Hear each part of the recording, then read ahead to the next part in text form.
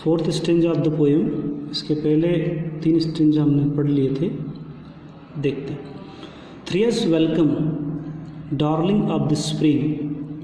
थ्रियस का मतलब जैसे 3 बार होता है, लेकिन हम ऐसा नहीं बोलेंगे 3 बार स्वागत है, हम बोलेंगे बार बार स्वागत है। और फिर से यहाँ पे टाइटल दिया है वर्ड्सवर्थ ने कुकू को, डार्लिंग ऑफ द स्प्रिंग, बसंत की प्यारी, है ना, beloved of the spring. Even yet thou art to me, जो तुम्हारी कला है, मुझे किसी पक्षी में ऐसी कला आज तक देखने को नहीं मिली। बट एन इनविजिबल थिंग्स, ऐसा लगता है कि तुम एक इनविजिबल हो, invisible that can not be seen, है ना, तुम इनविजिबल हो, जिसे देखा नहीं जा सकता है। अ वॉइस, एक ऐसी आवाज़, अ मिस्ट्री, एक रहस्य, है ना। बार बार तुम्हारा स्वागत है, तुम बसंत ऋतु की प्रिय हो। और even yet thou art to me no bird, जो कला मैंने तुम में देखी ना, आज तक किसी बर्ड में नहीं देखी। कितना अच्छा तुम गाती हो, तुम एक इनविजिबल थिंग हो क्या, या एक वॉइस हो, या मिस्ट्री हो, क्या हो। इस तरह से कवि अपने आप से यहाँ पे क्वेश्चनिंग कर रहे हैं। नेक्स्ट, क्या तुम वही वॉइस हो, वही आवाज़ हो, the same whom in my school boy day, वही जो मैं अपने स्कूल के दिनों में सुनता था। आई लिसन टू, है ना, दैट क्राई, वो चीख, वो पुकार, विच मेड मी लुक, जैसे ही मुझे वो पुकार सुनाई देते थे ना, मैं भागता फिरता था। 1000 वे, यानी कई हजारों जगह मैं तलाशता था।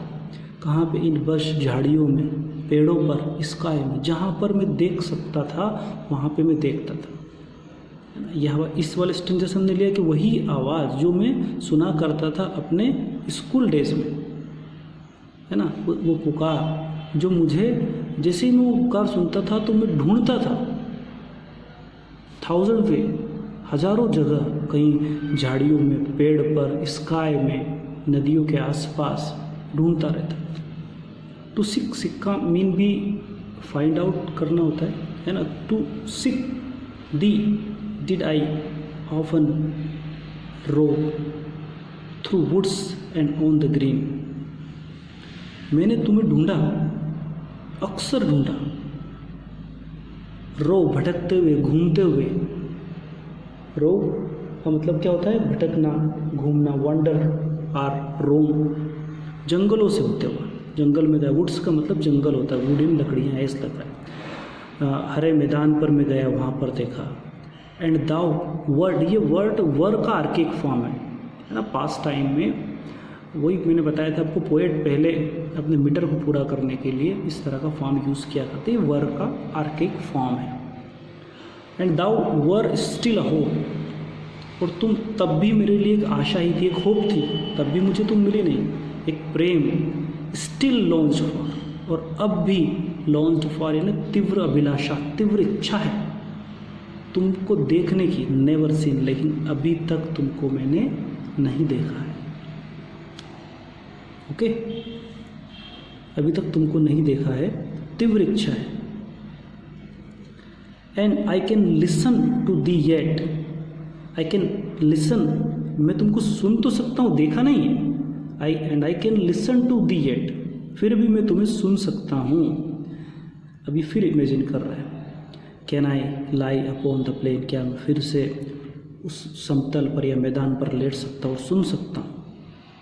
टिल आई डू बिगेट, जब तक कि मैं प्राप्त न कर लूँ। बिगेट का मतलब क्या होता है, प्राप्त करना। Reproduce, to gain again, reproduce, to gain again. That golden time, क्या मैं अब भी वो गोल्डन टाइम जो चाइल्डहुड में बिताया करता था वो वापस से प्राप्त कर सकता हूँ। दैट गोल्डन टाइम, है ना, ये यहाँ पे फिर इमेजिन कर रहा है, कल्पना कर रहा है कि क्या मैं फिर से लेट जाऊँ उस हरे मैदान पर और सुनूँ, और जब तक कि लेट आ रहा हूँ तब तक कि वो गोल्डन, वो वॉइस मुझे प्राप्त ना हो जाए, और वो गोल्डन टाइम मुझे वापस से प्राप्त हो। Till I do बिगेट that golden time again. Imagine कर रहा है कि वापस से क्या वो समय, वो वॉइस मुझे प्राप्त हो सकती, वापस से लेट सकता हूँ, लेकिन ऐसा कभी हो नहीं सकता। टाइम एक बार चला गया वापस आता नहीं है। लास्ट स्टेंजा, ओ ब्लेस्ड बर्ड, ओ धन्य पक्षी, ब्लेस्ड है ना धन्य। द अर्थ वी पेस, इस अर्थ पर हम एक गति से चलते, पेस से चलते, है ना, पेस यानी कदम मिलाकर चलना।